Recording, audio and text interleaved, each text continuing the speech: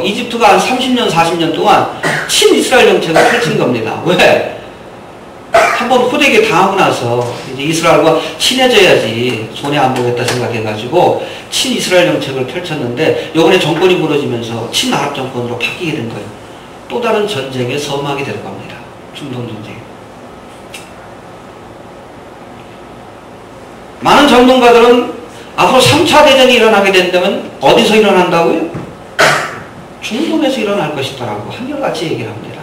물론 한반도도 뭐 전쟁이 일어날 수 있는 가장 큰 뭐 지역 중에 하나지만 이 한반도의 전쟁은 국제적으로 끝나게 될 겁니다. 그러나 여러분 중동에서 전쟁이 일어나게 되면 이건 온 세계가 관여하게 될 가능성이 커요.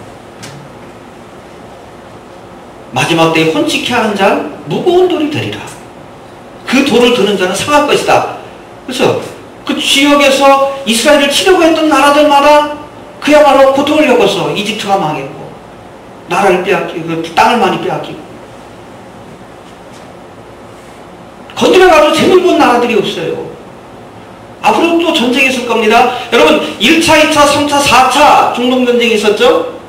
앞으로 여러분 성경을 보면 5차, 6차, 7차 중동전쟁까지 예언하고 있어요.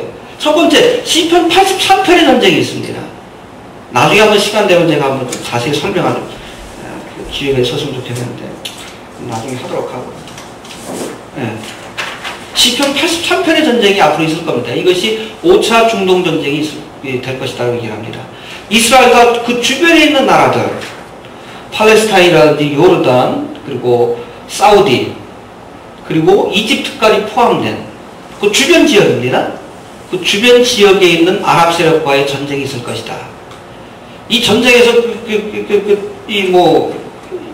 연단 정치는 에돔과 이스마엘, 모압, 암몬, 블레셋, 두로, 아수르 이 세력들이 참패를 당해가지고 지금 여러분 이스라엘 땅이 이스라엘 영토가 지금 있는 자리에서 훨씬 더 커진다는 거예요. 또 중동이 갖고 있던 이 산유국 석유 시설을 이제 이스라엘이 차지하게 된다는 겁니다. 그렇게 되면 여러분 7년대 환란이 있기 바로 직전에 이스라엘이 초강대국으로 등장하게 될 겁니다. 지금의 미국과 같은 초강대국으로 등장하게 될 거예요.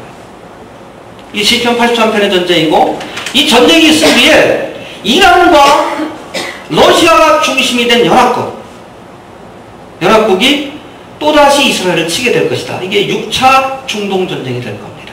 이게 3차 대전의 서막이라고 이렇게 많은 사람들이 얘기를 합니다. 곡감옥의 전쟁. 에스겔서 38장 39장에 나와 있어요.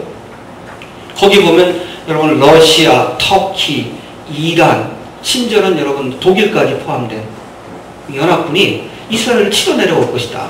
이란이 중심이 됩니다. 왜? 아랍 세력들이 괴멸되는 모습을 보면서 아랍의 종주국을 자처하는 이란이 여러 나라들을 결속해가지고 연합군을 만들어서 이스라엘을 진멸하기 위한 전쟁을 벌인다는 게 곡감옥의 전쟁이다. 이 시편 83편의 전쟁이 끝난 직후에 곡감옥의 전쟁이 있을 것이고 이 곡감옥의 전쟁으로 완전히 이슬람 세력이 괴멸되게 되면 뒤에서 살펴보겠지만 결국에는 예루살렘에 있는 이슬람 사원도 무너뜨리고 거기에 성전을 재건하게 될 것이다. 이게 종말론을 연구하는 사람들의 시나리오입니다. 그렇죠? 5차, 6차. 그래서 5차 전쟁은 시편 83편의 전쟁이 될 것이고 중동전쟁. 6차 전쟁은 곡감옥의 전쟁. 그 다음에 마지막 7차 전쟁은 뭡니까?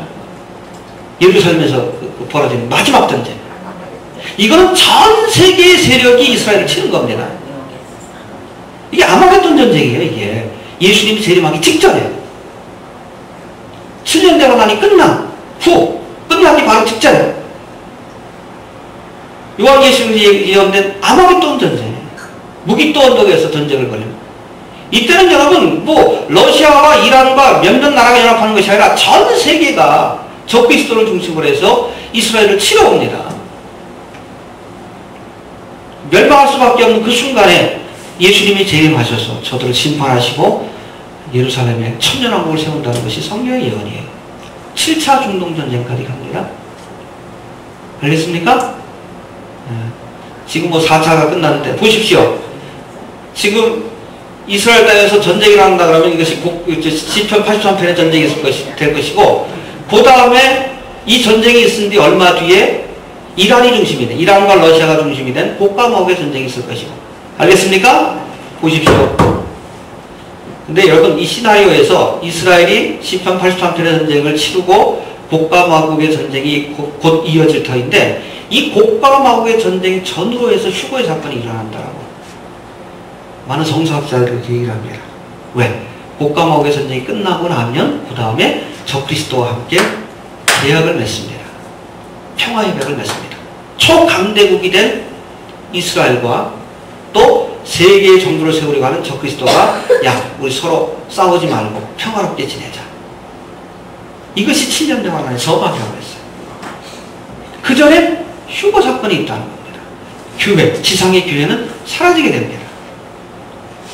그래서 어떤 학자 같은 경우에 레프트 비하인드라는 소설, 저것도 뭐 신학 박사를 가진 양반, 무디 성서대학원에서 그분이 쓴 책인데 거기도 보면은 저 양반 같은 경우에는 복가마옥의 전쟁 직후에 휴거 사건이 있는 걸로 묘사되어 있어요.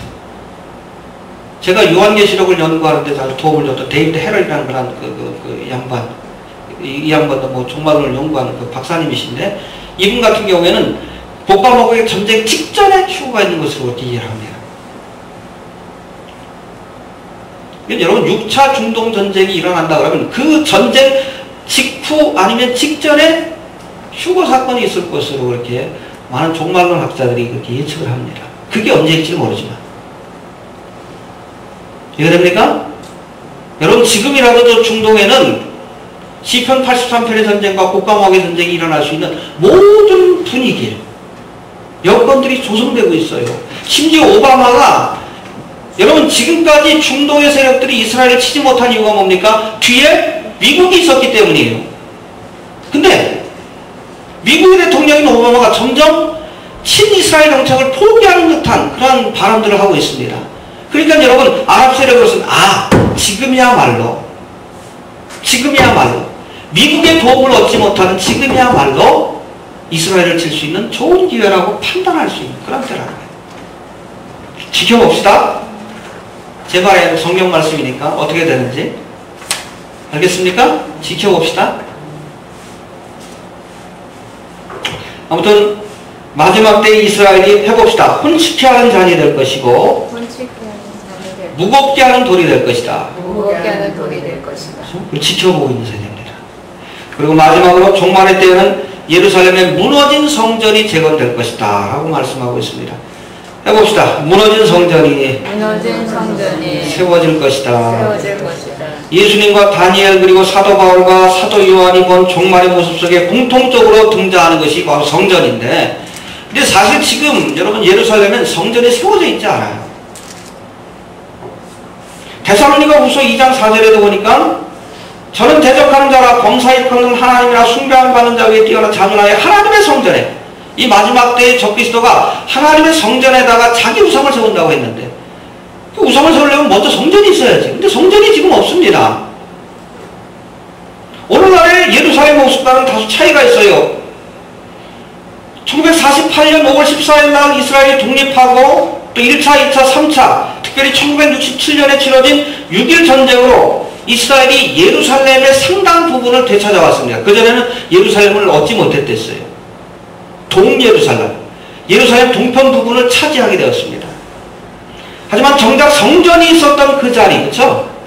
솔로몬의 성전, 수룹바벨의 성전이 있었던 그 자리는 아직도 이슬람 세력들이 차지하고 있어요. 이곳에는 이스라엘의 제2의 성지라고 알려진 황금돔 사원이 세워져 있습니다. 가끔 뭐 중동 보면 이스라엘 보면